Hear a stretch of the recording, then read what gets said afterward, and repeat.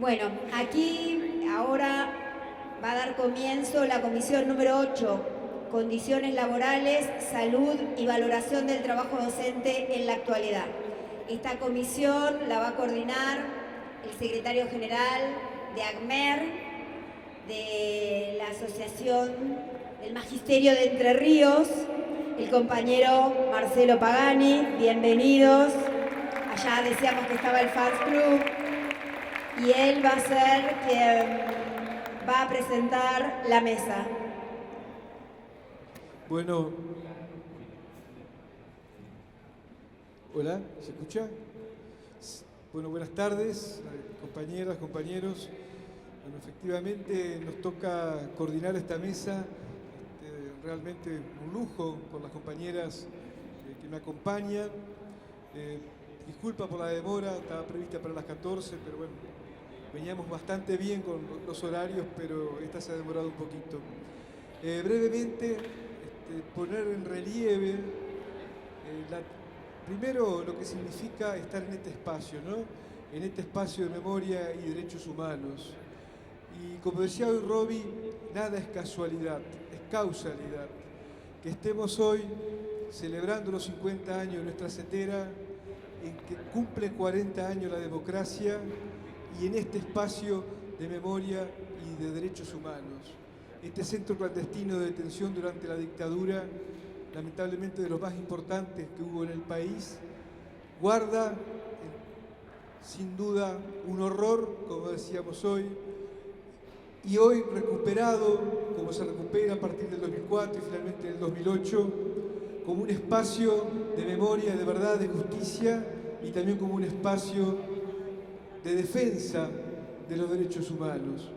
Por eso, cuando decía no es casualidad que CETERA, que justamente, como también recordábamos hoy, nace en el mismo día que la dictadura sangrienta de Pinochet derrocaba al gobierno democrático de Salvador Allende, es en este contexto que estamos en este espacio, y es también un momento importante para revalorizar algunas cuestiones que tienen que ver con la historia de CETERA.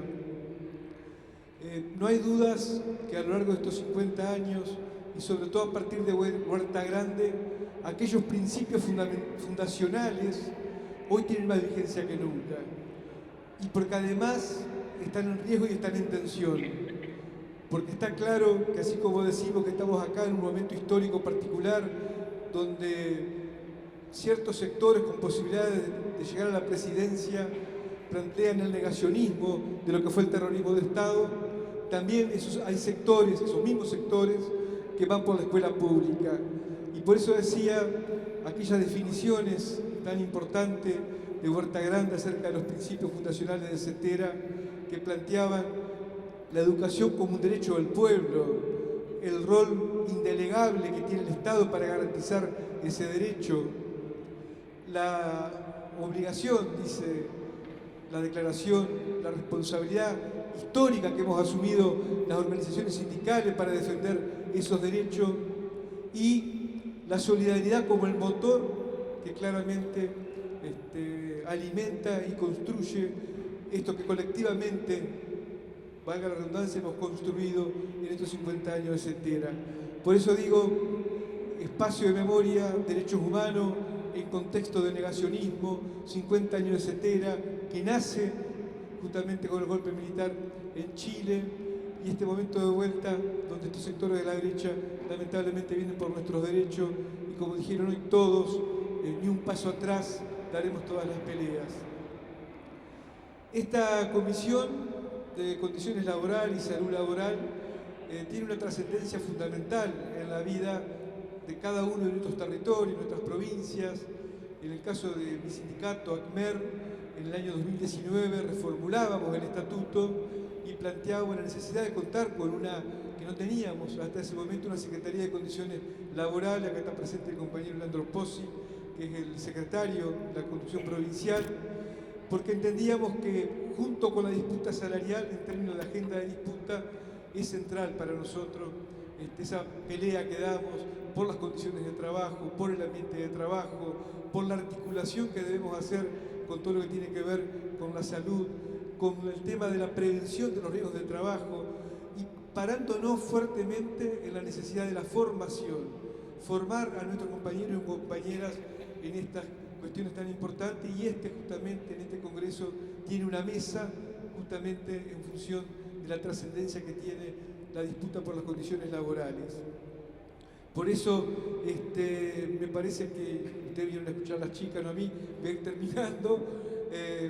Es central, es muy importante, nos han dado un lugar dentro de lo que es el predio, con todas las posibilidades para desarrollar esta presentación, y decirles entonces que me acompaña acá, a mi izquierda, la compañera Adriana Monteverde, una querida compañera de ANSAFE, secretaria adjunta en la gestión anterior de Sonia como secretaria general de ANSAFE, integra además el equipo de salud laboral de CETERA y actualmente la secretaria general de una de las seccionales más importantes de la provincia de Santa Fe, que es San Lorenzo.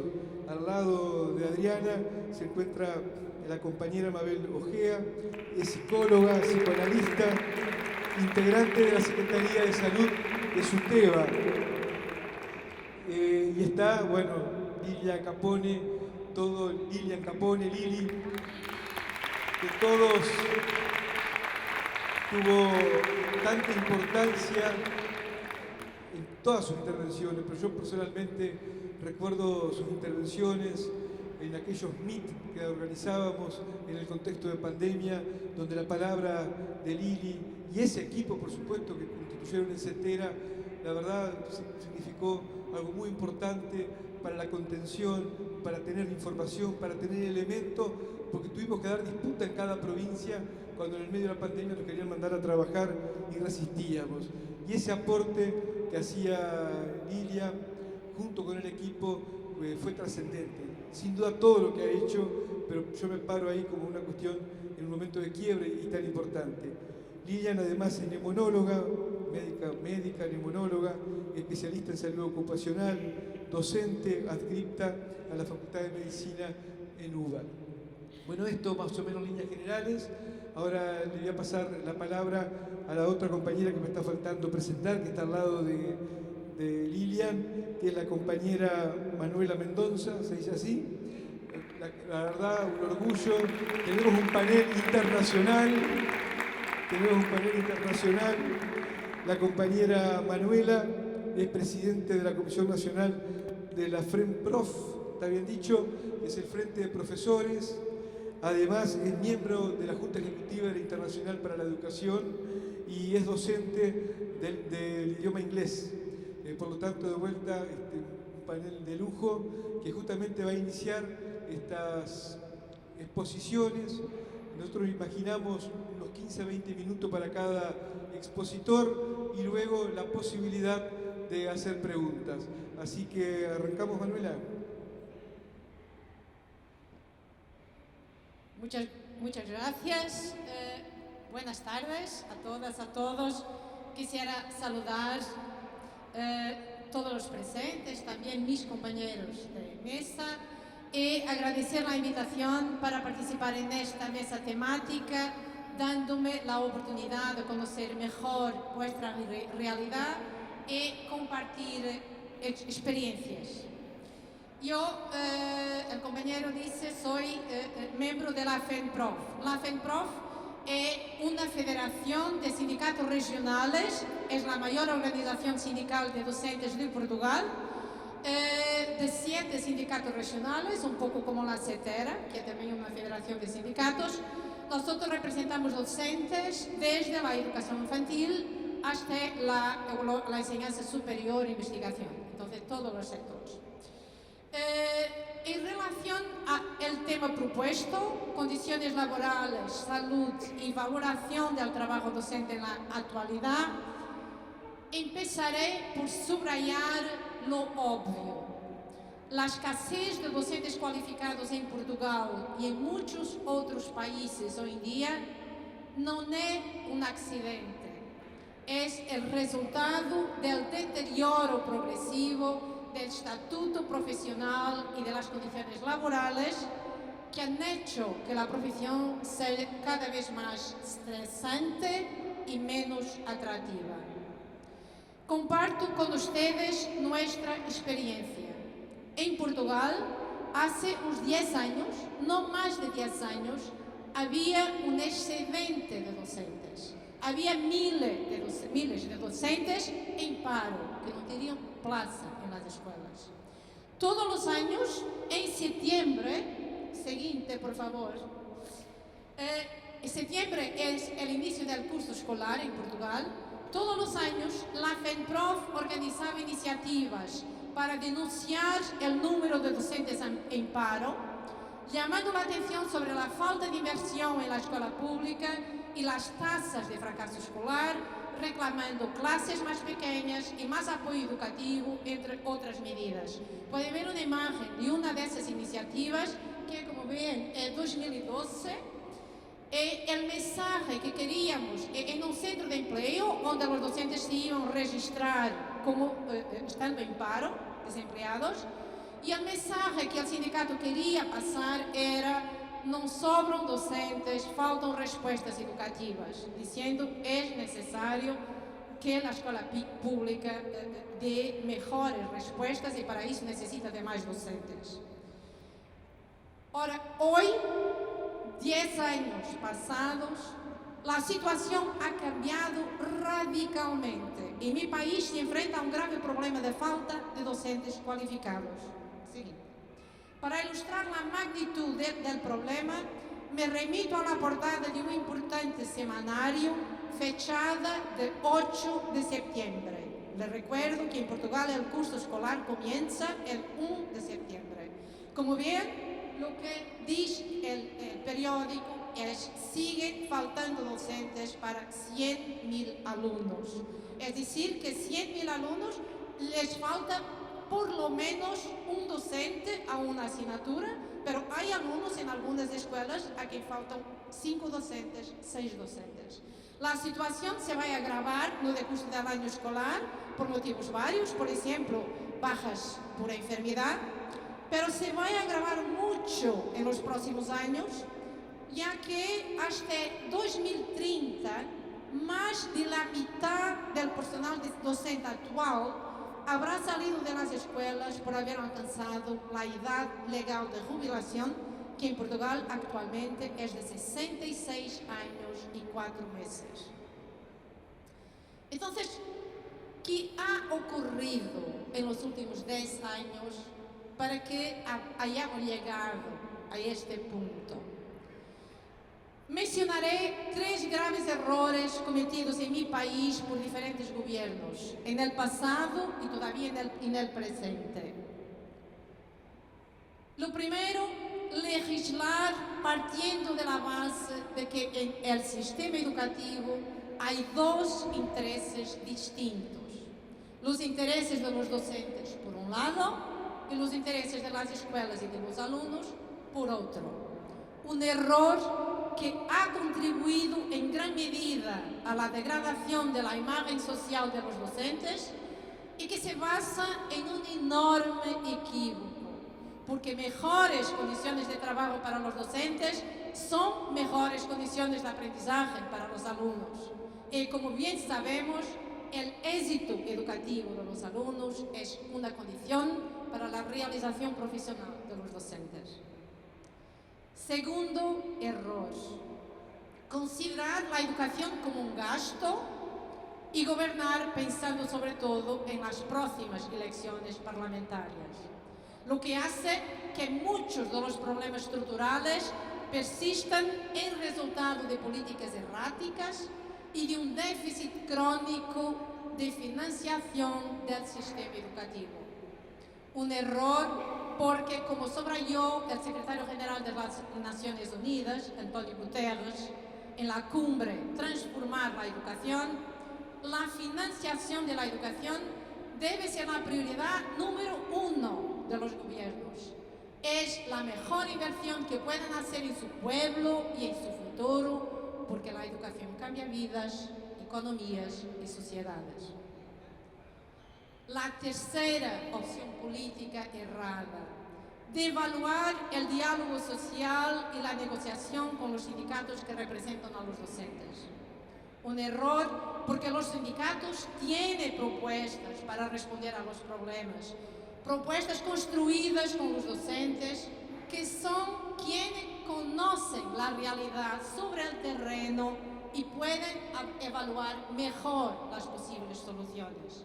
Si los gobiernos hubieran tenido en cuenta las advertencias y propuestas de los docentes y de sus sindicatos, no habríamos llegado a la situación actual. Profundizando un poco en cada una de estas opciones políticas en el contexto de mi país. En 2005, en Portugal, para el gobierno de turno, un gobierno del Partido Socialista, subrayo esto, los docentes eran una clase profesional con muchos derechos o incluso privilegios y pocos deberes. Y considerando que al gobierno le correspondía defender los intereses de los alumnos y de las escuelas frente a los intereses de los docentes, ha adoptado una serie de medidas para disciplinar los docentes. Doy dos ejemplos. Como las escuelas tienen derecho a tener equipos pedagógicos estables, los docentes han perdido el derecho a cambiar de escuela cada año, teniendo que permanecer en la misma escuela un mínimo de 4 años. Y hay docentes que están muy lejos de su familia, a centenas de kilómetros de sus familias. Segundo ejemplo, como los alumnos tienen derecho a tener clases y hacer exámenes en las fechas previstas, se cambió la ley de huelga para imponer servicios mínimos en la educación. Con este ataque a los docentes, el gobierno tenía un objetivo: ganarse a la opinión pública para imponer unas reformas educativas que sabía que serían impopulares entre el profesorado. Y estas reformas destacaría la imposición de un nuevo estatuto de la carrera docente basada en una visión funcionalizada de la profesión, la imposición de un nuevo modelo de evaluación de desempeño de carácter competitivo y punitivo, y la imposición de un nuevo régimen de administración escolar de inspiración tecnocrática y empresarial, que se ha traducido en la concentración de poderes en un órgano de gestión unipersonal, el abandono de las prácticas democráticas colegiadas, la casi desaparición de procesos electorales o la limitación de la participación de los docentes en las decisiones de política pedagógica y educativa. Ahora, todas estas medidas han provocado un profundo malestar entre los docentes y han llevado a muchos de ellos a jubilarse anticipadamente, a pesar del elevado coste económico de esta decisión, causando un daño irreparable al sistema educativo portugués. La segunda opción política errada: considerar la educación como un gasto y no como una inversión. Aunque este problema afecta a todos los gobiernos, alcanzó su punto álgido durante la crisis financiera en 2008, cuando el gobierno de turno, una coalición de derecha, decidió ir incluso más allá do que lo impuesto por la Troika, Fundo Monetario Internacional, Banco Central Europeo y Comisión Europea. Y esto lo digo porque sé que aquí en Argentina hay también un rescate financiero y van a sufrir las mismas presiones. Las políticas de austeridad tuvieron un impacto devastador en el funcionamiento de los servicios públicos y en las condiciones de vida y de trabajo de sus profesionales, con recortes salariales, congelación de las carreras y aumento de la precariedad laboral. En el ámbito de la educación se adoptaron diversas medidas, por ejemplo, aumentar el número de alumnos por clase, reducir la práctica experimental de la ciencia y la tecnología, eliminar asignaturas esenciales para la formación integral de los alumnos, agrupar las escuelas en unidades orgánicas sin ninguna racionalidad pedagógica, por mencionar solo algunas de las muchas medidas que tenían como denominador común una preocupación central: reducir el número de docentes en el sistema y recortar muchos millones de euros del presupuesto educativo. Han perdido las escuelas y los alumnos y han perdido también los docentes. Los que se han quedado en paro después de años y años de trabajo y que han tenido que buscar otras salidas profesionales dentro y fuera del país, y los que se han quedado y han visto cómo se deterioraban aún más sus condiciones laborales. La tercera opción política errada de evaluar el diálogo social y la negociación con los sindicatos que representan a los docentes. La FENPROF viene alertando desde hace tiempo de la grave crisis de contratación y retención de docentes cualificados en varios países europeos, con decenas de miles de docentes escasos, por ejemplo, en Suecia, Alemania, Dinamarca, Países Bajos, donde en algunas zonas la semana escolar solo dura 4 días porque no hay docentes suficientes para impartir 5 días de clase, o en Inglaterra, donde se puede enseñar matemáticas en secundaria con solo el título del secundario. La FENPROF viene advirtiendo desde hace tiempo sobre el progresivo alejamiento de los jóvenes de los cursos de formación del profesorado y sobre la necesidad de intervenir en los factores responsables de la pérdida de atractivo de la profesión.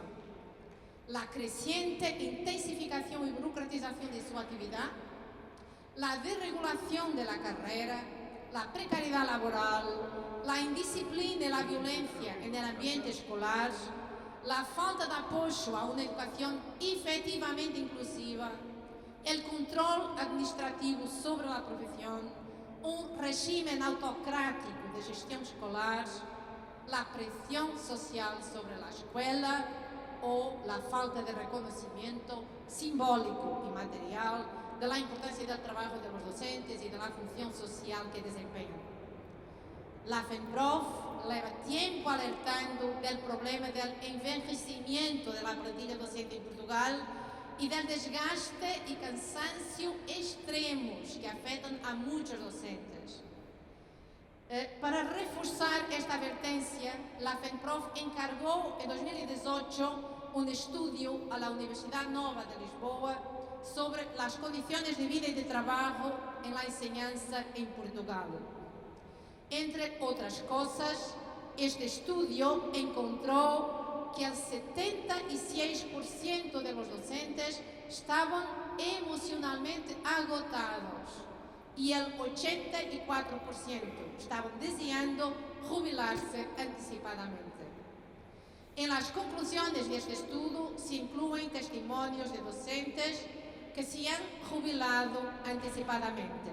Yo voy a citar algunas frases del relato de una profesora de portugués que les invito a leer, porque como yo hablo portuñol demora un poco más.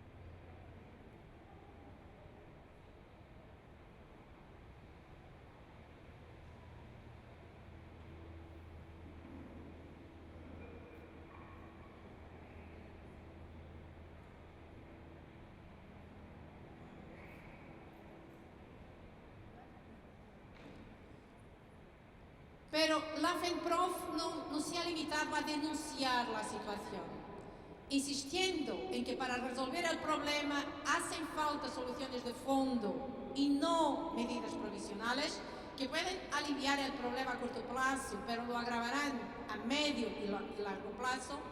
La FENPROF ha presentado a los sucesivos equipos ministeriales propuestas concretas encaminadas a mejorar la carrera profesional de los docentes y su remuneración, la seguridad y estabilidad en el empleo, la mejora de las condiciones de trabajo en las escuelas, el rejuvenecimiento de la profesión, garantizando su renovación progresiva y natural y el relevo generacional.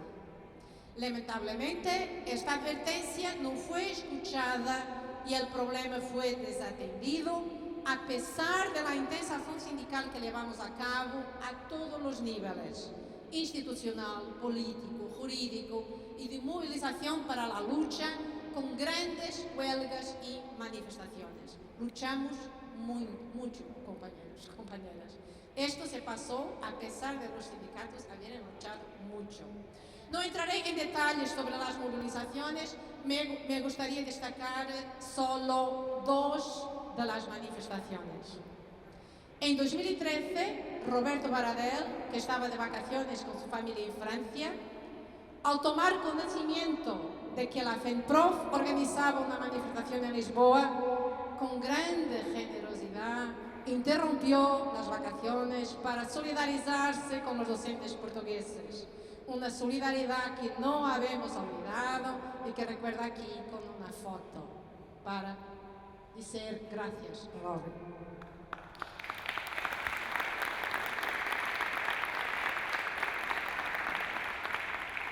Y más recientemente, este año, el 11 de febrero, cerca de 150.000 docentes participaron en una manifestación en Lisboa, exigiendo mejores condiciones de trabajo y respeto por la profesión docente.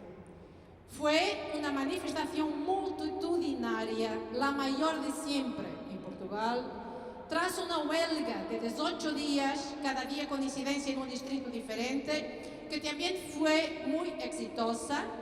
Acciones organizadas por una plataforma de 9 sindicatos y federaciones, a raíz de una invitación de la FENPROF a los demás sindicatos para unir fuerzas y emprender acciones conjuntas. Porque se dice aquí esta mañana, la unión es importante, la unidad y las alianzas son muy importantes. Y si las amenazas son grandes, los sindicatos no deben estar divididos. Entonces la FENPROF, como la mayor organización, invitó a los otros sindicatos y se constituyó una plataforma de 9 organizaciones que están ahora haciendo acciones conjuntas.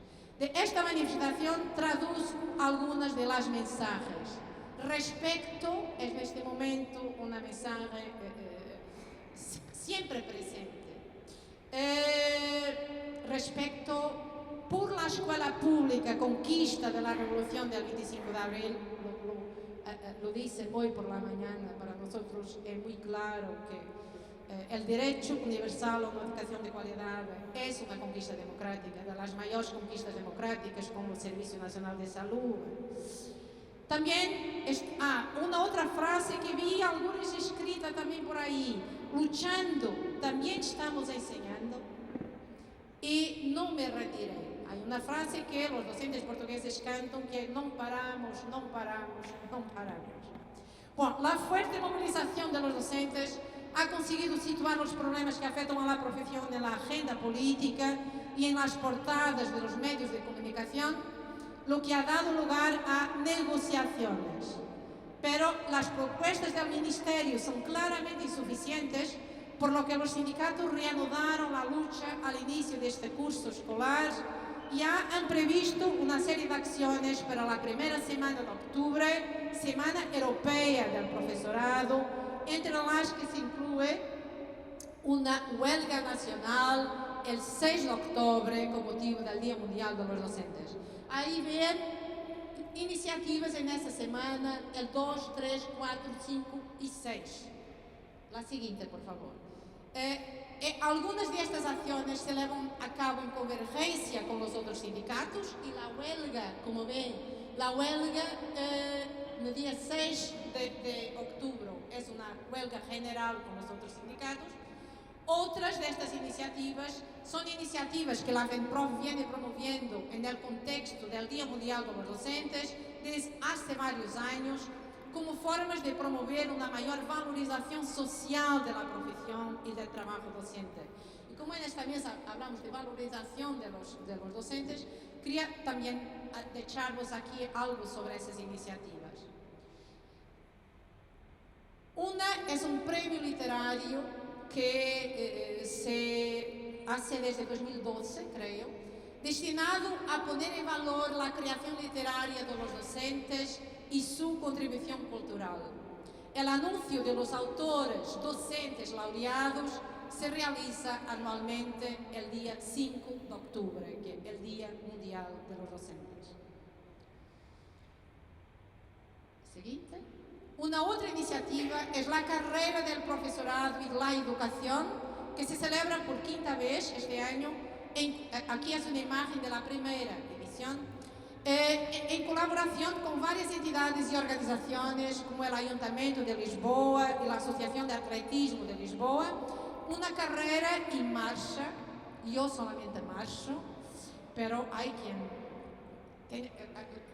va a correr mucho, que pretende poner en valor el deporte y la educación física y el papel de los docentes en su promoción. Perdón? Voy a fechar, ya estoy en la última. Perdón. Y este año siguiente tenemos todavía la inauguración de una estatua en honor a los docentes, que se llama La Profesora, ofrecida por un escultor de renombre, también profesor jubilado, con la colaboración del Ayuntamiento de Funchal en la isla de Madeira. Cierro con la proyección de una última imagen que asocia los 50 años de la CETERA y los 40 años de la FEMPROF, con una fotografía de docentes en lucha. Así se lee en las banderas multicolores, tiene muchos colores, pero la misma frase, profesores en lucha, y con una frase utilizada por nuestra confederación, la Confederación Nacional de los Trabajadores Portugueses, CGTP Intersindical. Marcamos el tiempo con la lucha de quien trabaja. Esta imagen fue impresa en un azulejo, un material muy presente en la cultura portuguesa, y es un recuerdo para CETERA que le daré a Sonia Alesso más adelante. Muchas gracias por la atención.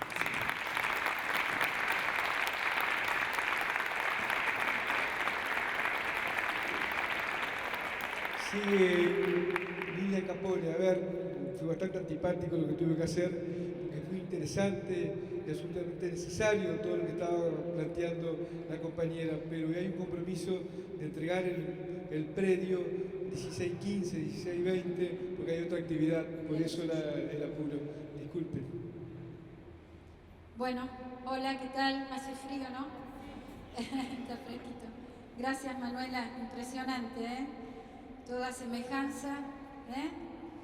Bueno, vamos a aportar alguna mirada, digamos, desde el tema de la salud y el trabajo docente. ¿Arrancamos, compañero? En primer lugar, aseverar que la salud tiene que estar garantizada por el Estado, digamos, que acá no hay duda. Tiene que estar garantizada, preservada, está en la Constitución, está en los convenios internacionales, es decir, que cualquier cosa que esto se aleje, digamos, es anticonstitucional, en primer lugar. La próxima, por favor. En segundo lugar, es que en general, la próxima, es que, bueno, todos conocemos, sabemos que la salud y enfermedad no son cuestiones antagónicas, que tiene que ver, que esto es un proceso, que tiene que ver con una situación de lucha constante, ¿no?, del medio ambiente con los otros, y que básicamente cuando hablamos de salud laboral no hablamos de la salud de una persona, sino que hablamos del colectivo de trabajadores. Y esto lo pone en un lugar muy interesante porque habla de la epidemiología laboral. Y entonces empezamos a transitar un poco lo que Manuela decía, esto de la lucha, digamos, de los conflictos y demás, que esto tiene que ver con el colectivo laboral docente. La próxima, por favor. Pero fíjate que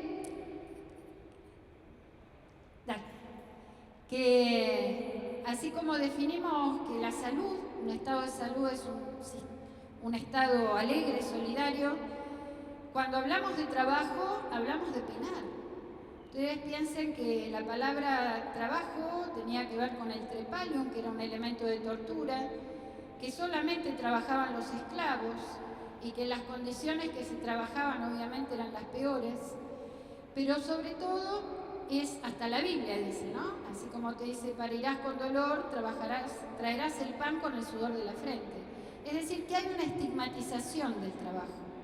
Y esta estigmatización del trabajo borra que en realidad el trabajo es la actividad por la cual un hombre o una mujer transforma la realidad, ¿no es cierto?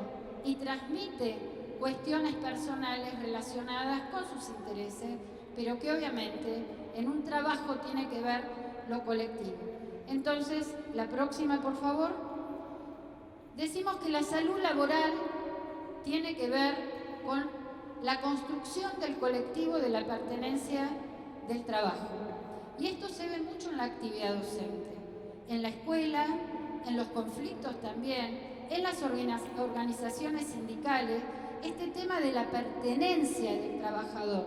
Pero obviamente primero hay que hacer un esfuerzo más grande y es reconocerse como trabajadores. Este reconocimiento como trabajadores nos va a permitir dar un salto cualitativo. La próxima, por favor. Fíjense, todo esto son todas las cosas que nos pasan durante el día. Esto es un gráfico de la OIT, de Clark, que yo me encanta porque ahí tenemos todo.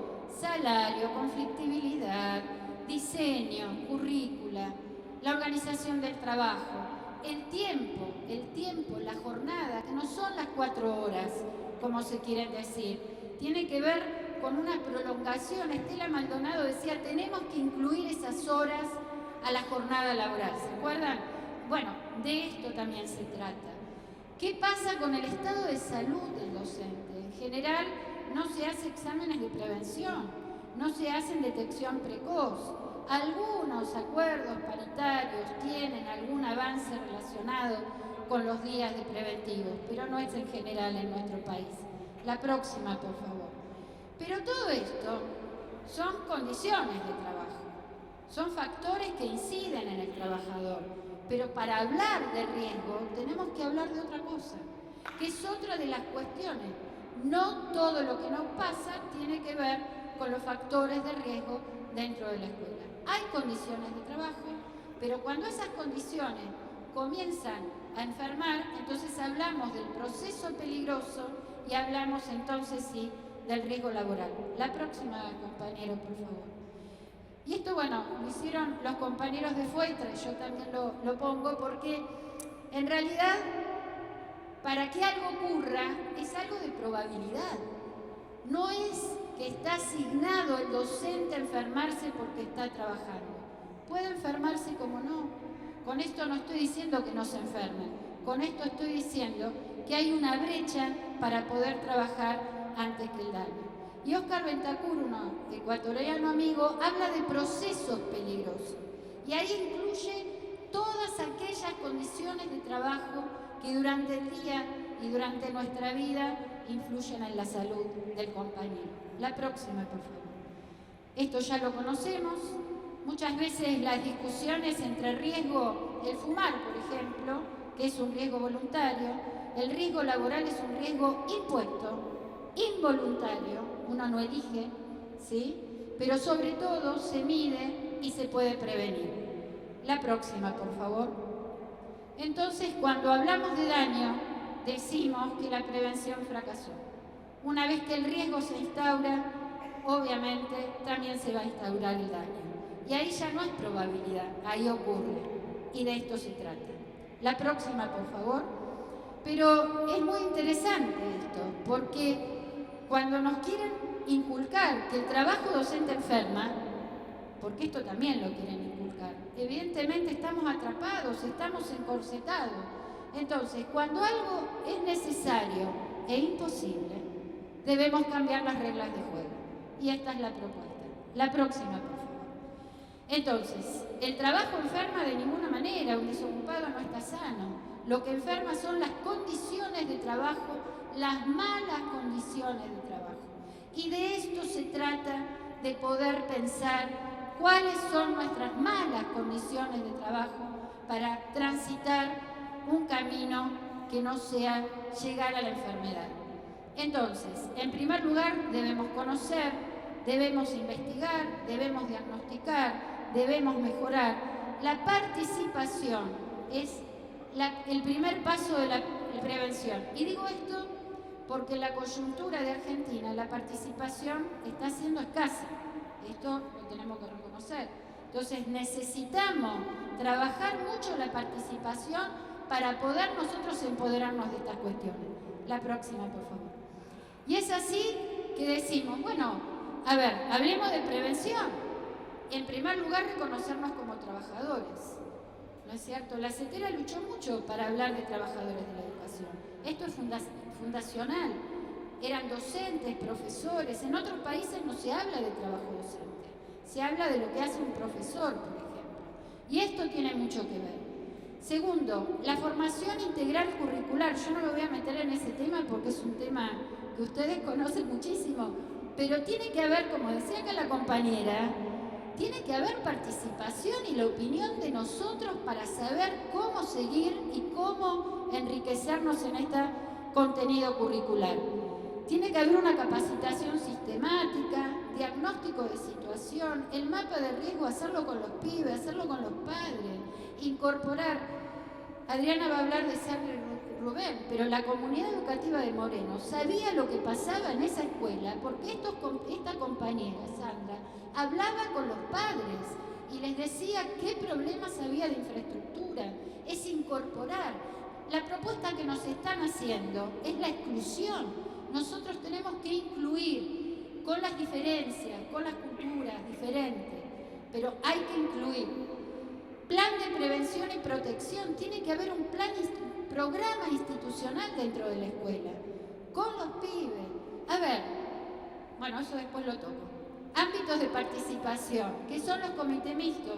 Nosotros desde la CTA trabajamos duramente junto al espacio intersindical en un proyecto de la creación de los comités mixtos de higiene y seguridad. No prosperó, se cajoneó, no tuvimos la correlación de fuerza, pero los ámbitos de participación en aquellas provincias donde hay comité mixto, bueno, acá la veo a Marisa de Suteba, la compañera de La Pampa, Entre Ríos también tiene, ¿no? Comité mixto, ustedes también, ustedes no tienen todavía. Comité mixto, no, AMSAFE tiene, Santa Fe no, AMSAFE. Digo, estos comités donde la palabra del trabajador y la palabra del empleador, sea estatal o privado, tiene que tener el mismo peso. La próxima, por favor. Entonces, cuando hablamos de participación, todos los actores tienen que estar sentados. Lo que planteaba la compañera, no se escuchó la palabra de los docentes. Entonces hacen, obviamente, esto es parte de la estrategia. No es que se equivocan, no es casualidad, es parte de la estrategia. Es lo que nos están planteando hoy en día. Nada de sindicato, nada de sindicalización, nada de participar, y la palabra y nuestro saber se diluye. Diagnóstico específico por colectivos de trabajo, de trabajadores dentro de una escuela. Las realidades son totalmente diferentes. No es lo mismo el trabajador auxiliar de la docencia que la compañera que está en un gabinete, los que están en ámbitos directivos. Son los que, por ejemplo, las últimas encuestas marcan que son los que más consumen psicofármacos por la gran angustia. Bueno, hay que trabajar no porque consumen psicofármacos, sino para saber qué pasa con los directivos, qué pasa con esto que planteaba la compañera en Portugal, que tiene que ver con el cambio social, la violencia social y la violencia del propio sistema. Debemos incorporar esa palabra, el conocimiento, herramientas, porque si no, las políticas no transforman, son parches. Y nosotros necesitamos una política transformadora. La próxima, por favor. Entonces, ni hablar de las paritarias nuestras, los convenios colectivos, el avance que hemos hecho. Hablábamos el otro día con Adriana, que en plena pandemia, el único sindicato que habló de la situación de trabajo online fue la CETERA, fue pionera. Y esto lo tenemos que poner en valor, lo tenemos que hacerlo sentir como algo propio. Entonces, esto que fue fundacional, que hasta la Carpa Blanca se peleaba también no solamente por la ley de financiamiento educativo, sino por tener una ley de paritaria, ¿se acuerdan? Hay mucha gente joven, pero los que tenemos alguna edad nos acordamos de eso. La próxima, por favor. Entonces, es necesario informar, es necesario la consulta. Tenemos, como decía la compañera, tenemos que opinar. Para esto es muy importante dar la palabra en la escuela, escuchar y trabajar con los compañeros de la escuela, generar ámbitos de disputa, ámbitos de disenso, ámbitos de pelea. Sin el disenso, sin la disputa y sin el conflicto no podemos avanzar. Debemos incorporar beneficios, pero que no sean frazada corta. Son derechos para toda la comunidad educativa. La próxima, por favor. ¿Qué nos deja la pandemia? ¿Pensábamos que nos iba a dejar mejores o no? ¿Pensábamos que íbamos a tener más integralidad o no? ¿Pensábamos que el sistema de salud iba a estar y nada que ver? ¿Cuántas escuelas hablaron y trabajaron de lo que pasó en la pandemia con los pibes? ¿En qué espacio?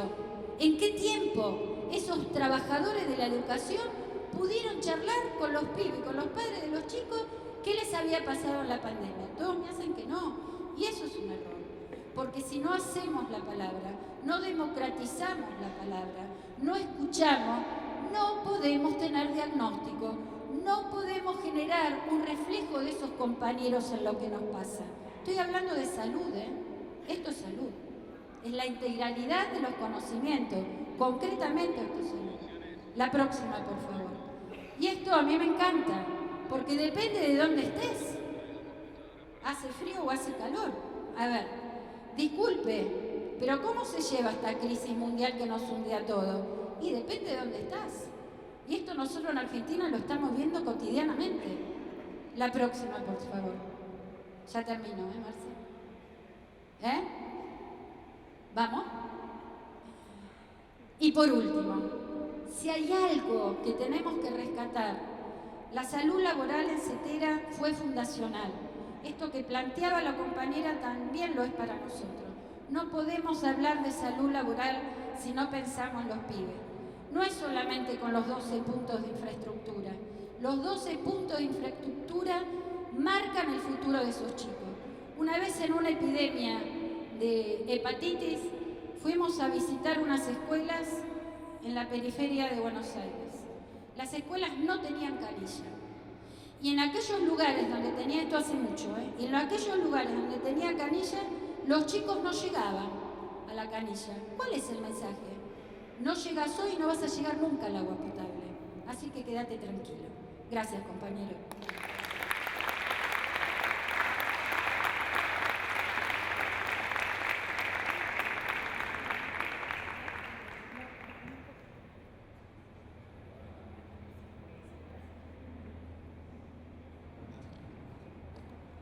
Bueno, ahora toma la palabra Mabel Ojea, que decía psicólogo y psicoanalista.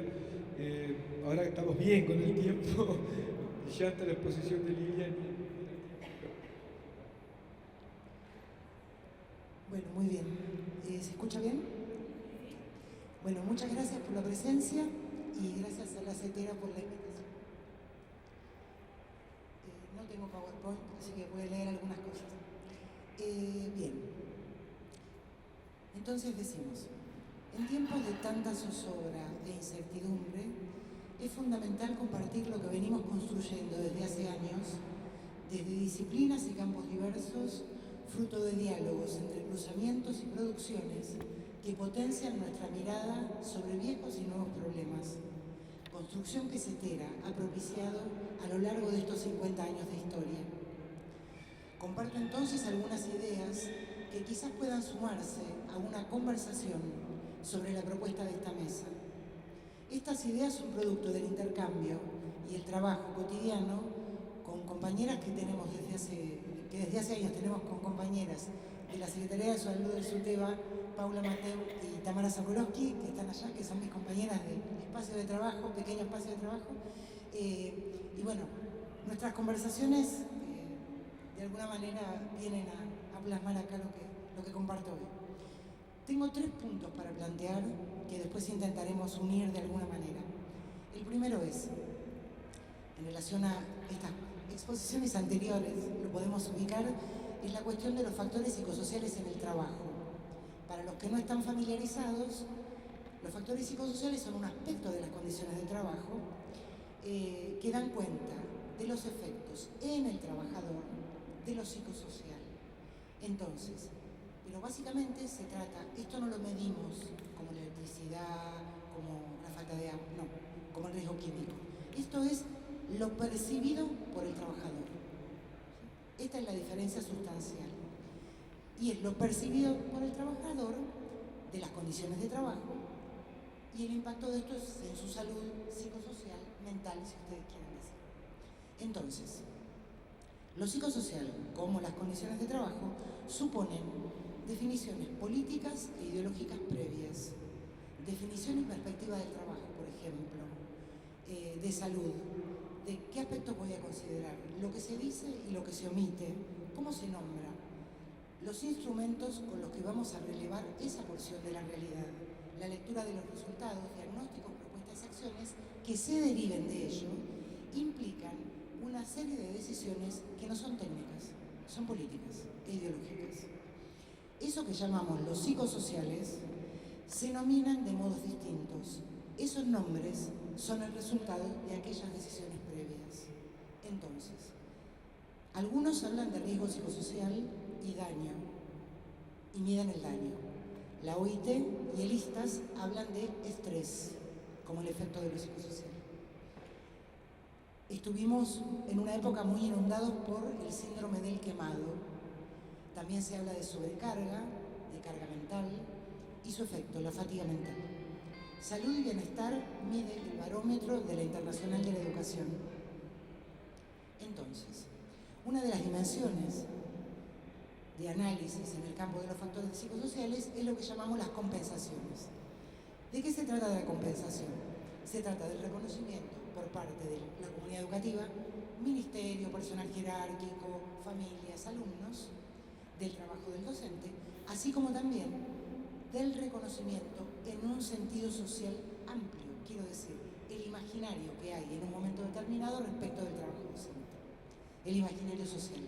Y otro tema importante en el tema de las compensaciones es la cuestión del salario. El salario no solo permite sustentar las condiciones materiales de la vida, sino también que conecta con las aspiraciones, motivaciones y deseos de cualquiera de nosotros.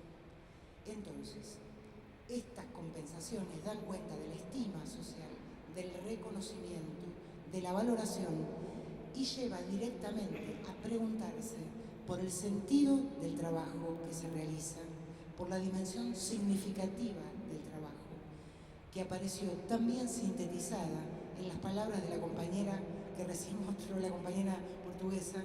Ahí aparece esa tensión del sentido del trabajo que hago. Entonces, Cornejo Chávez, que es un investigador chileno que escribe sobre psicosociales, habla de significatividad del trabajo. Esto quiere decir la posibilidad de vincular el trabajo con valores objetivos que no son instrumentales, o sea, que no es el salario, por ejemplo. Entonces él dice, de tal manera que el trabajo tenga un sentido trascendente, ¿no? Ahí está el sentido. El modelo de Burnout, por ejemplo, habla de lo que mide la sensación de falta de logro que tiene alguien en relación a su trabajo. Hay una característica del trabajo docente que creo que todos la sabemos, la conocemos, la transitamos, la vivimos, pero que siempre hay que ubicarla en relación a este tema, que es, el trabajo docente es un trabajo que tiene como partener a otro humano, niño, adolescente, joven, adulto, en una situación de responsabilidad, en el sentido, que lo que hago va a modificar algo en el otro.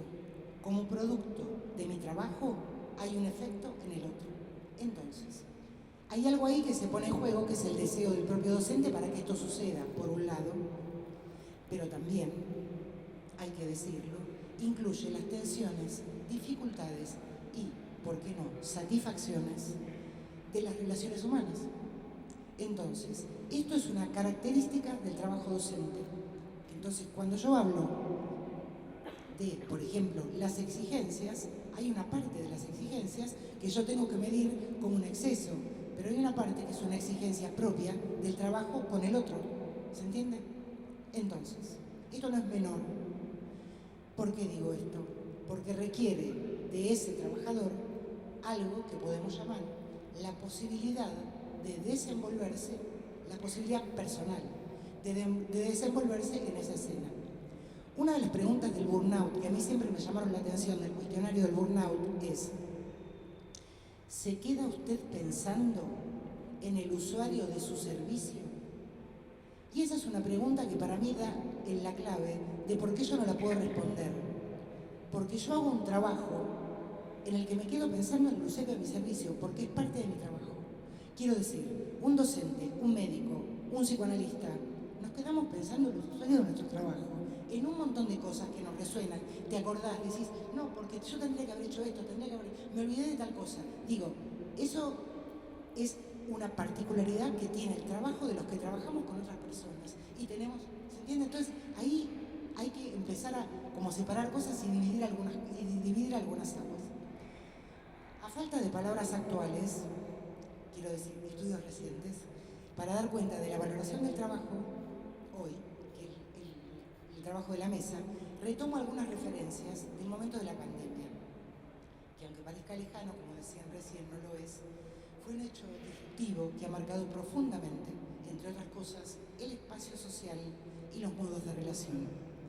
Hay un resto de la pandemia, de lo que quedó de la pandemia, que está ahí, que persiste y que no habría que desestimar, en el sentido que nos hizo ver algo del trabajo y sus formas, así como de sus carencias cotidianas. Grupos de conversación que tuvimos con directores y docentes de la provincia de Buenos Aires, en ese momento con las compañeras del SUTEBA, y también los datos de la encuesta de CETERA, que es de la época de la pandemia, son coincidentes en que frente a una nueva condición de trabajo inédita e impensable, el aislamiento, los docentes respondieron con lo que no tenían: formación en el uso de tecnologías, falta de dispositivos acordes, inventaron, compartieron recursos, repartieron bolsones de alimentos sin horarios, teniendo ellos mismos que organizar su vida cotidiana familiar y sostuvieron así una nueva escena educativa. Esta situación implicó exigencias altísimas, pero también de valorización de parte de las familias y sus alumnos. No ha sido el sistema educativo, por su lenta capacidad de respuesta y sus demandas y sus altas demandas administrativas, sanitarias, sociales. Esto se aprecia fuertemente en los decires de los compañeros en los encuentros que tuvimos, y sería eso que Cornejo Chávez, el chileno, llama sentido trascendente. Lo que el otro significa de lo que vos haces. Entonces, por un lado, hay que decirlo, nos encontramos con el capital, yo diría, emocional y organizativo del colectivo de trabajadores docentes, y al mismo tiempo evocamos un trabajo canadiense de hace varios años que se llamaba, que está en internet, lo pueden buscar, es un trabajo de unos científicos que hacen ergonomía, físico y biólogo. El trabajo se llamaba El Minuto de 120 Segundos, y lo que hacían era mostrarnos de un modo increíble, les podría decir, respecto de cuántas veces un docente mueve los ojos para un lado, para el otro, cuántas veces se sienta, se para, cuántas veces mira al fondo, Era impresionante el trabajo. Ese trabajo daba cuenta de la multiplicidad de tareas simultáneas que realiza un docente en su espacio de trabajo, en la escena. Entonces, el trabajo docente durante la pandemia excedió ampliamente los 120 minutos, ¿no? En otro registro, el barómetro 2021 de la IEA, la Internacional de la Educación, indica, por ejemplo, que en Francia, Bélgica y Quebec, más del 90% de los trabajadores sintió que su trabajo no fue valorizado socialmente, y 1 de cada 2 sintió frecuentemente sentimientos negativos. En México, en la misma medición, 74% de los docentes dice que tuvo sentimientos negativos en relación al trabajo y consideró altamente estresante ese periodo. Digo esto porque hay ciertas cosas que podemos generalizar, que no son solamente locales, ¿no? Ahora bien, la valoración, así como otras dimensiones del trabajo, requieren ser situadas en tiempo y espacio. No tienen la misma vivencia una maestra del conurbano bonaerense que hace la diferencia entre la escuela del centro y la escuela del fondo. Una maestra rural que dice con orgullo que la comunidad educativa es una gran familia y ella forma parte. Los docentes de Formosa, por ejemplo, que armaron durante la pandemia una radioclase que terminó siendo una movida en la ciudad y en las comunidades de alrededor. Las maestras de Inicial de Neuquén, que trabajaban en dupla pedagógica, razón por la cual sostener la escena educativa durante la pandemia se transitó de otra manera. Digo, condición de trabajo es eso, ¿no? Una pequeña ciudad del interior de la provincia de Buenos Aires que tiene un diálogo directo con el intendente que está dispuesto a resolver problemas, o las 31 maestras de Inicial de Entre Ríos que salían 2 veces por semana a caminar y entregar a cada familia juegos didácticos preparados por ellas y recuerdan la satisfacción de quienes las recibían. Todas estas cosas nos contaron los compañeros. O las que tuvieron que pedir un crédito para actualizar sus dispositivos tecnológicos, las que se comunicaban semanalmente con las familias para ver cómo estaban viviendo las familias la situación, sabiendo de la vulnerabilidad de muchas familias. La jornada de 24x4, la inquietud frente a la exposición de unos videos pedagógicos de destino desconocido, digo esto por la exposición que tuvieron, y muchas otras situaciones que se vivieron en esos tiempos. Ahora bien, experiencias diversas de situaciones de trabajo que señalan variaciones en la percepción y en la vivencia de la valoración del trabajo y del reconocimiento. El denominador común es que hay una afectación, y es algo que podemos decir, hay una afectación de las personas que están en relación a las situaciones de trabajo. Segundo punto, sufrimiento psíquico ligado al trabajo, sería el título. El concepto de sufrimiento psíquico es diferente de la categoría de enfermedad mental. Ahora bien, dicho esto, tenemos que decir, por ejemplo, que a fines de los 90, Emiliano Galende, que es un psiquiatra, psicoanalista que trabaja en salud mental comunitaria, observó que las profundas transformaciones sociales, económicas y culturales impactaban en la subjetividad y las formas en las que se construye.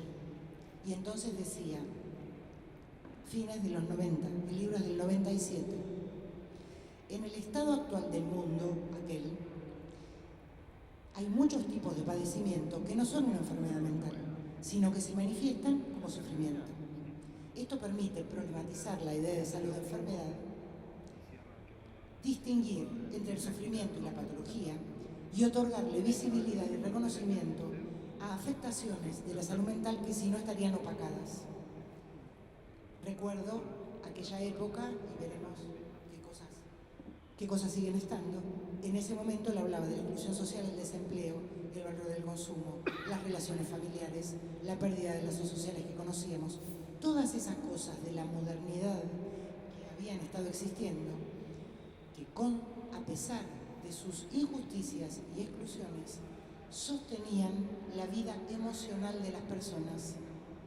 La escuela es un escenario donde se materializó esas transformaciones de los 90. Incontables trabajos de todo tipo dan cuenta de ello.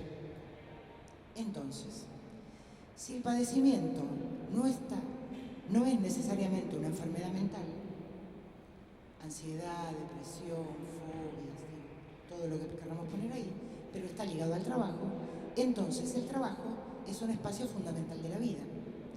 De Jour, que es un francés que trabaja la cuestión del trabajo, dice, él le da una centralidad al trabajo para la subjetividad y dice, el trabajo es un mediador entre el sujeto y su salud mental. El trabajo es vivo, dice de Jour, individual y subjetivo. No es entorno, ni decoración, ni escenario. Se transita en la cooperación, en el colectivo en el que me reconozco.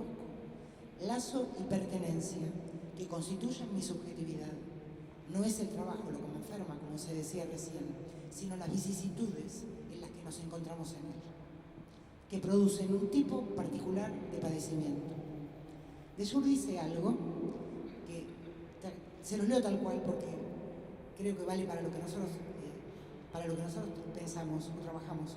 Él dice, el sufrimiento para un trabajador comienza cuando la relación hombre-organización del trabajo está bloqueada, cuando el trabajador utilizó al máximo sus capacidades intelectuales, psicoafectivas y de adaptación. Cuando un trabajador utilizó todo lo que disponía de su saber y su poder sobre la organización del trabajo y ya no puede cambiar la tarea, ese es el momento en el que empieza el padecimiento. No es tanto las exigencias mentales o psíquicas lo que hace aparecer el sufrimiento, sino la imposibilidad de toda evolución del trabajador para aliviarlo. Entonces, por ejemplo, en la naturalización de la condición de trabajo, nosotros encontramos este concepto perfectamente dicho. Cuando digo naturalizar, digo, hacemos familiar, habitual, algo que se incorpora al cotidiano como lo normal, pero no lo es. Parece natural, no tiene historia, no tiene determinantes, siempre fue así. Este proceso de aceptación es individual, lo hace cada uno solito, pero interviene después en las relaciones sociales, genera modos de respuesta estandarizados y a veces configuran modos de respuesta institucional. La naturalización, hay que decirlo, es un mecanismo protectivo, una estrategia de defensa que hace cada uno frente a lo adverso, a lo repetitivo de lo que es adverso. Y el momento, diría yo, en el que se perdió la ilusión de que eso va a cambiar. Cuento un ejemplo muy sencillo. Una vez fuimos a Moreno a hacer con Urbano Bonaerense a hacer unas entrevistas y me tocó hacer la entrevista con una maestra del primer grado. Y estábamos conversando, una maestra que trabajaba un montón en 2 escuelas, en grados inferiores, y en un momento empiezan a entrar unas palomas al aula y van arriba del ropero. Los nenes no estaban, estábamos ella y yo, y las palomas entraban, salían. Yo pregunto, ella me dice, no, es que hay un nido ahí. Convivían todos los días con el nido y las palomas que iban y venían. Eso es una naturalización de una condición de trabajo. Así. O sea, está ahí, no puedo hacer nada para cambiarlo, es parte de mi cotidiano, de mi paisaje. Entonces, no voy a repetir lo que dijo Lili recién, hablando de Betancourt, el ecuatoriano que trabaja los procesos peligrosos y el polo positivo del trabajo. Lo de la naturalización lo ponemos del lado de los procesos peligrosos, ¿no? Tercer punto, y acá voy terminando. Trabajo y salud mental. Salud mental, definición de la ley de salud mental. El bienestar emocional, psíquico y social que permite llevar adelante los desafíos de la propia vida y de la comunidad en la que vivimos. Entonces, en esta línea, si pensamos en términos de proceso, salud, enfermedad, atención, cuidado, podríamos ubicar los efectos de los factores psicosociales en el trabajo, a saber, el padecimiento psíquico ligado al trabajo, como un asunto de salud mental, lo que nos permitiría un abordaje que promueva generar dispositivos para la detección temprana, la asistencia del padecimiento y el cuidado de la salud mental en un sentido amplio, sin reducir el asunto de los trabajadores de la educación a los niveles de ausentismo, las licencias psiquiátricas con su derrotero ya conocido y la patologización en términos de enfermedades, trastornos psiquiátricos, reduciendo su tratamiento a la asistencia psiquiátrica y al cambio de funciones. En este sentido, SUTEBA logró una licencia el año pasado que se llama Reacción al Estrés Agudo, por la que se puede encargar en el sistema de licencias hasta un máximo de 4 días.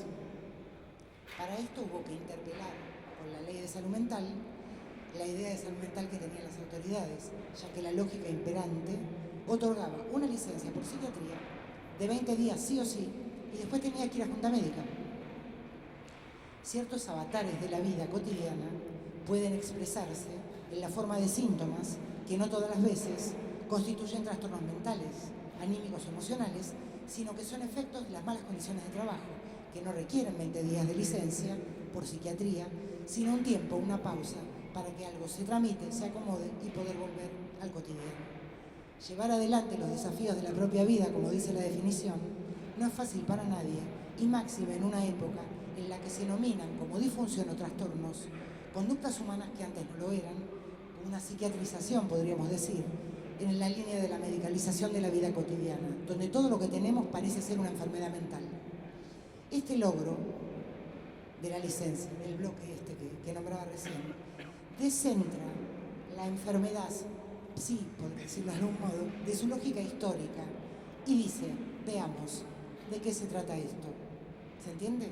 Resitúa el problema. En ese sentido yo creo que hay que valorar absolutamente este movimiento, esto que se logró, porque es un primer paso, podríamos decir, para poder empezar a hacer estas diferencias. Para concluir entonces, en estos tres cuestiones que yo planteaba, factores psicosociales, el sufrimiento psíquico ligado al trabajo y salud mental. Concluyendo, si acordamos, como creo que pensamos todos, en que habría una relación entre lo emocional, ¿qué digo de esto? Insatisfacción, frustración, desánimo, cansancio, desmotivación, aislamiento, y el sufrimiento psíquico, esta vivencia subjetiva ligada al trabajo, estamos convocados a problematizar el asunto y advertir su complejidad. Hay conceptos que aparecen como totalizantes de realidades diversas y que a veces, a falta de otros en el horizonte, o porque los avatares históricos imponen otras prioridades, o por pereza intelectual, damos como válidos. Nombrar el sufrimiento psíquico ligado al trabajo como estrés, quemado, sobrecarga, por fatiga mental, en sus diversos grados, dice de lo individual, aporta pocos matices, reduce la complejidad de los tiempos que vivimos con todas sus transformaciones. Si pudiéramos precisar no solo qué de las exigencias emocionales, intelectuales, físicas, qué de la toma de decisiones, qué del conflicto que se presenta y sus modos de resolverlo, del entorno social del trabajo, de la forma de apoyo de compañeros y jerárquicos. Necesitamos entonces desplegar estas cosas para establecer asociaciones, relaciones que nos permitan construir conocimientos con datos que lo avalen y también, y lo más importante, tener las palabras, las herramientas para la conversación con los compañeros y construir las acciones colectivas que interpelen la organización del trabajo, los tiempos institucionales, los dispositivos previstos para el trabajo colaborativo, los recursos materiales y humanos que acompañen las situaciones de vulnerabilidad de alumnos y familias. Tendríamos entonces la posibilidad de incidir en modificar las situaciones del cotidiano del trabajo. Y hagamos una diferencia.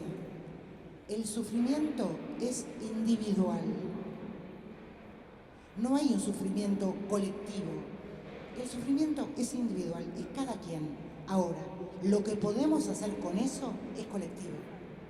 Digo, ahí hay que poder hacer ese movimiento, porque si no nos quedamos pensando en la salud mental de la licencia psiquiátrica y el ausentismo.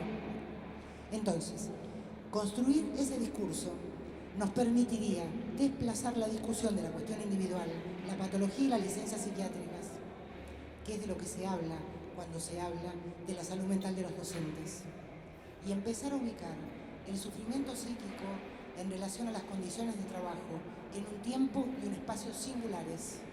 Si dejamos ese espacio vacante, otros discursos de época estarán allí para decirnos cómo son las cosas.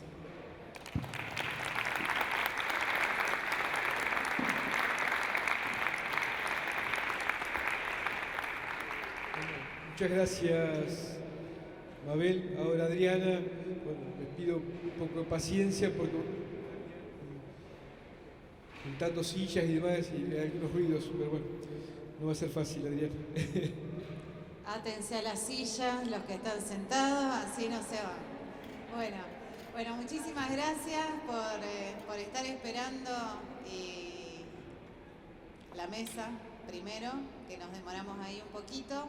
Y bueno, también los tiempos que tenemos son bastante acotados porque ya hay que dejar el espacio. Agradecerles nuevamente por haber participado del Congreso, felicitar a las CETERAS, felicitarnos a todos por los 50 años de vida y por esta construcción colectiva. También decirles que nosotros formamos parte de un equipo que es el equipo de salud laboral de CETERA, en donde la secretaria de Salud Laboral es Noemí Tejeda, una compañera que merece todo nuestro afecto, nuestro respeto y un fuerte aplauso, por supuesto. En este momento Noemí está transitando una enfermedad y estamos nosotras acá con Lili, con Fede, coordinando lo que es la Secretaría de Salud Laboral de la CETERA junto a todo el equipo de salud laboral, del que forman parte compañeros y compañeras de distintas provincias, que algunos veo acá también que están sentados y que siempre están colaborando en cada una de las investigaciones, en cada una de las construcciones, en las distintas formaciones que llevamos adelante. Bueno, primero, antes de comenzar, y que voy a tratar de ser bastante breve, quiero recordar, y acá sí pido que pasemos a la siguiente placa. Los otros días dije Filmina y me dijeron eso, delata tu edad. Así que, bueno, primero queremos recordar desde la Secretaría de Salud Laboral a Sandra y Rubén, hacerles un homenaje a estos dos compañeros, tanto Sandra Calamano como Rubén Rodríguez, que fueron víctimas del ajuste, la irresponsabilidad y la desidia que generó el gobierno de María Eugenia Vidal y por los que todavía seguimos exigiendo justicia y que por supuesto no vamos a dejar de exigirla hasta que exista. Pasamos a la siguiente imagen. También queremos recordar a Mónica Jara, una maestra muy joven que murió producto de una explosión en la Escuela de Aguada San Roque. 3 compañeros que murieron producto, víctima de las malas condiciones de trabajo.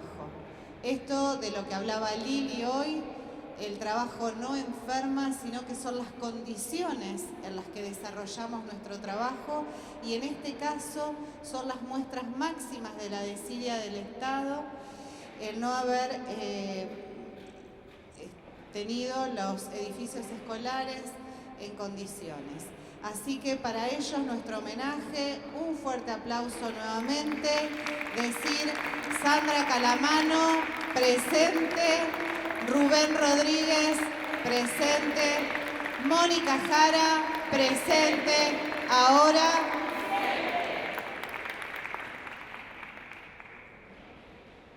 Pasamos a la siguiente imagen. En este contexto tan particular vamos a referirnos especialmente a la defensa de los derechos y a la posibilidad también de avanzar en algunos derechos o no avanzar en derechos. Desde hoy temprano estamos discutiendo cuestiones políticas que son centrales para nosotros. Y hoy vamos a hablar de lo que son las condiciones de trabajo, de las paritarias que hacen realidad mejorar la salud de las trabajadoras y de los trabajadores. Lili nos hablaba de que las distintas variables influyen directa o indirectamente en la vida de los trabajadores. Entre ellas, las condiciones en las que nosotros desarrollamos nuestra tarea, los aspectos y distintas aristas como son el salario, la tarea, la carga horaria, la carga laboral, los riesgos, las condiciones edilicias, las cuestiones de género, la organización laboral. Entonces, el análisis no va a poder ser lineal de ninguna manera y tiene que ser interseccional, siempre. Lo tenemos que abordar de acuerdo a las multidimensiones.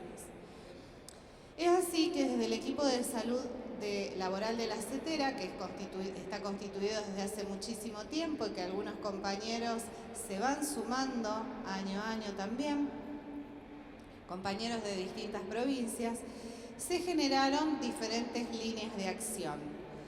Por un lado, para formar las formaciones en donde nos dimos la tarea y se dieron la tarea, compañeras que han estado desde el principio en el equipo de salud laboral de la CETERA, de realizar distintas formaciones, tanto a nivel nacional como en las distintas provincias, También de investigar a partir de encuestas o generando otras líneas de acción de investigación, construir conocimiento, generar herramientas necesarias para reclamar e incidir también en el ámbito paritario.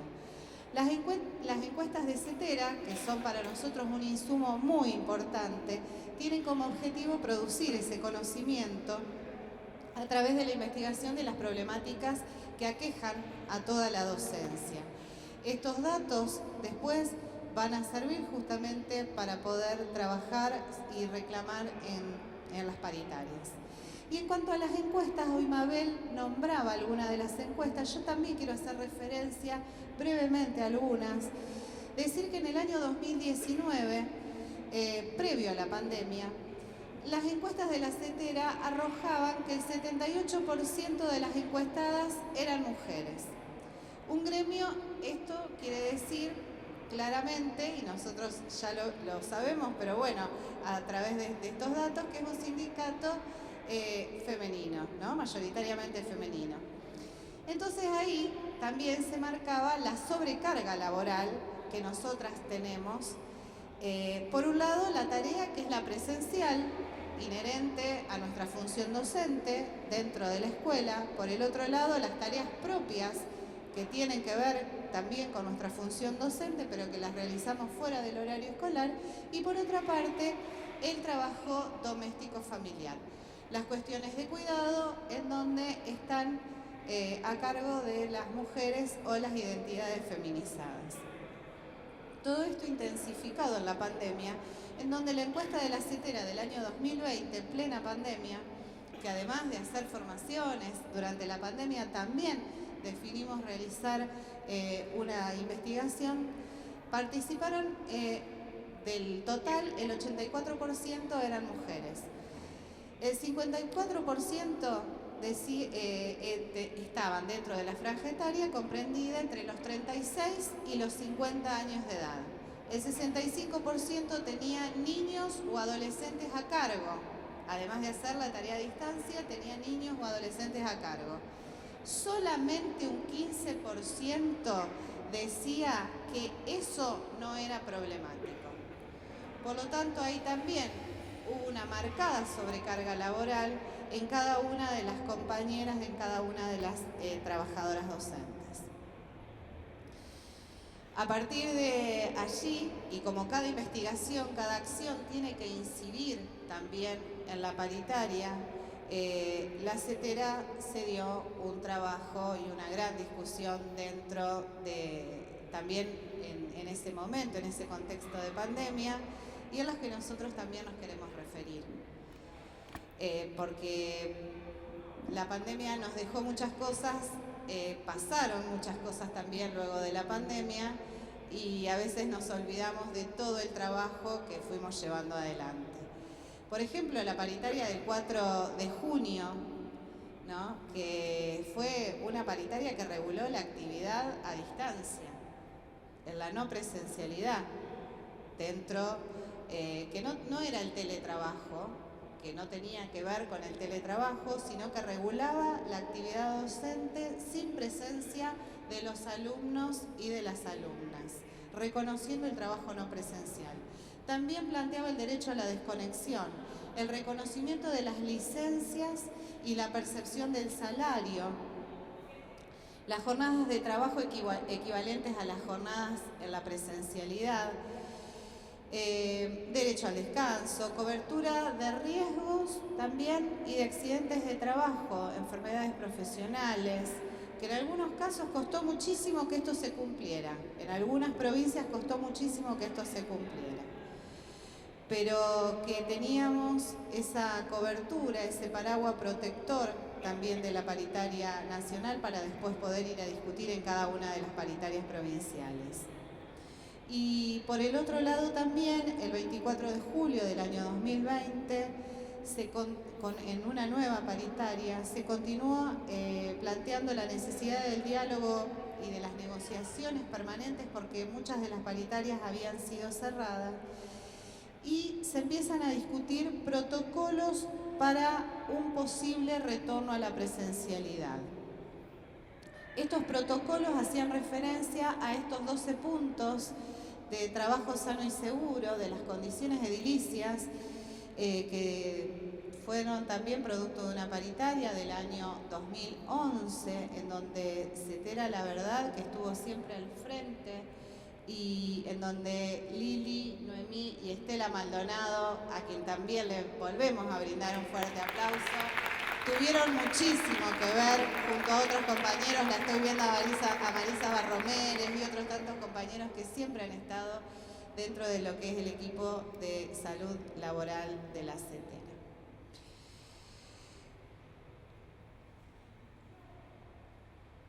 Bueno, los protocolos, y acá me voy a hacer referencia también a algunos de los protocolos dentro de todas las cuestiones que va abarcando y va abordando la Cetera y todo este trabajo que se está dando.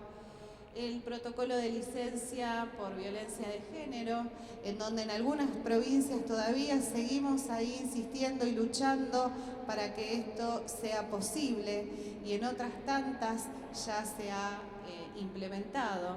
El protocolo de escuela en obra, algo que viene a resguardar y que forma parte también de la paritaria del año 2011, que es la de trabajo sano y seguro. Un protocolo que es mucho más reciente y en donde los compañeros de ACMER también tuvieron un gran trabajo, que es el de las escuelas fumigadas, ¿no? Algo que era necesario. Las fumigaciones se dan en todas las zonas y no únicamente en las zonas rurales, sino también en muchas de las zonas urbanas que están muy cerca de los lugares en donde se siembra. Y bueno, justamente era una necesidad tener un protocolo. Fue a partir de una lucha que se llevó adelante de distintos lugares, pero fundamentalmente desde ACMER, y hay que reconocerlo, y la Cetera lo tomó también como bandera para poder después no solamente tener este protocolo, sino lograr que en distintas provincias también se hiciera lo propio. Bueno, nos estuvimos refiriendo a las paritarias, vamos a ir avanzando porque queda muy poco tiempo y ya nos van a echar. Y ya nos van a echar. Entonces fui cambiando un poco el rumbo también de la charla, como para hacerlo bastante más rápido. Sí hablar de esta paritaria, que en donde nosotros, bueno, como dijo Lili, no solamente las condiciones de trabajo son tener los 12 puntos de las condiciones edilicias, sino que es mucho más, pero que sí es importante que todos los conozcamos, que los hagamos cumplir y que los tengamos presentes en cada una de las discusiones paritarias que tenemos. Seguí, porque todo esto ya lo fui diciendo. Sí, seguí avanzando. Otra de las cuestiones que nosotros llevamos adelante dentro de la pandemia, y hacíamos memoria con Lili justamente para cuando estuvimos charlando para venir a hablar hoy, es todo lo que se hizo en la pandemia. Por un lado, la encuesta, esta que nosotros estuvimos nombrando como una línea de investigación, pero a la vez se hicieron formaciones, y también se dieron estas importantes paritarias y se logró que la docencia fuera uno de los grupos prioritarios dentro de las vacunaciones. Acá tenemos algunos de los compañeros que bueno, justamente dentro de la alegría, y eso no nos debemos olvidar, la alegría que teníamos en aquel febrero del año 2021, en donde empezaron a llegar las vacunas y logramos todos los docentes formar parte de ese grupo prioritario para después poder volver a la presencialidad. Decirles que dentro de estas investigaciones, y hoy Mabel nombraba lo que es el barómetro, en el primero nosotros no participamos, pero sí participamos en este último, tenemos datos preliminares, porque el lanzamiento del barómetro se va a hacer recién el 10 de octubre. El barómetro investiga y nosotros como CETERA participamos. Seguramente muchos de ustedes también han participado de esta investigación. Y tenemos algunos de los datos que son importantes dentro del barómetro, que va a hablar, bueno, va a hablar de violencia, quién ejerce la violencia, cómo nos sentimos los trabajadores, cómo estamos las trabajadoras dentro de cada una de las escuelas. Y va a ser un comparado entre los distintos países. Por supuesto que estos todavía no son los datos preliminares, no son los oficiales, después a los oficiales los vamos a publicar. Pero decirles que hay un dato del que todos nosotros y todas nosotras debemos sentirnos muy orgullosos como trabajadores nucleados a la Confederación de Trabajadores y Trabajadoras de la Educación de Argentina. Y es que más del 80% de los trabajadores y de las trabajadoras, cada vez que tiene un problema, cada vez que tiene alguna cuestión de salud, cada vez que tiene alguna necesidad en infraestructura, cada vez que le sucede algo, confía en su sindicato. Esto pasa dentro de la CETERA. Así que, compañeros, compañeras, nuestra tarea es seguir construyendo, es seguir avanzando y es seguir luchando por mejores condiciones de trabajo, en definitiva, por mejores condiciones de enseñar y de aprender. Muchísimas gracias.